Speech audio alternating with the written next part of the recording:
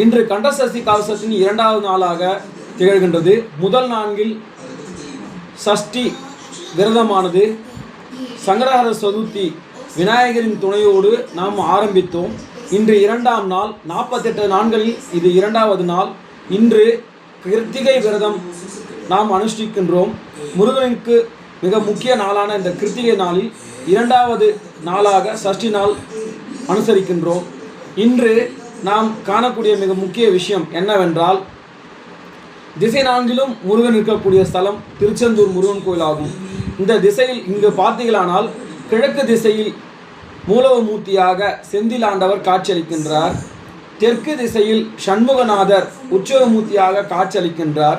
வடக்கு திசையில் மயூரநாதராக நமக்கு காட்சியளிக்கின்றார். மேற்கு திசையில் பாலமுருகனாக கோவிலின் பின்புறத்தில் காட்சியளிக்கின்றார். ஆக திசை நான்கு